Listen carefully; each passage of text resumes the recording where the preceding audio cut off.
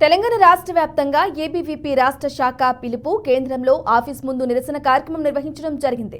సందర్భంగా మెదక్ జిల్లా నాయకులు మాట్లాడుతూ తెలంగాణలో కాంగ్రెస్ ప్రభుత్వం వచ్చి 7 నెలలుగా వస్తున్నా ఇచ్చిన హామీలను నెరవేర్చడం లేదని, మెగా డిఎస్సీ వేస్తామని చెప్పి 11,000 ఉద్యోగాలు వేయడం సిగ్గుచేటని, గతంలో ఉన్న రాష్ట్ర ప్రభుత్వాన్ని విమర్శించిన కాంగ్రెస్ ప్రభుత్వం వారు విడుదల చేసిన పోస్టులనే భర్తీ చేసే ప్రయత్నం చేస్తున్నారని, దీన్ని ఏబీవీపీ తీవ్రంగా ఖండిస్తుందన్నారు.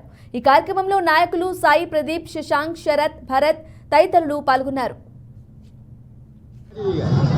అందరికీ నమస్తే. నా పేరు ఉదయ్ కిరణ్, ఏబీవీపీ రాష్ట్ర కార్యవర్గ సభ్యుడిని. ఈరోజు అఖిల భారతీయ విద్యార్థి పరిషత్ మెదక్ శాఖ ఆధ్వర్యంలో రాష్ట్ర రోకో నిర్వహించడం జరిగింది.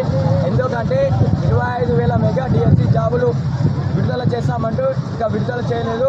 అంతేకాకుండా యూపీఎస్సీ జాబ్ క్యాలెండర్ విడుదల చేస్తామంటూ ఈ యొక్కటువంటి రేవంత్ రెడ్డి ప్రభుత్వం ఇంకా విడుదల చేయలేదు.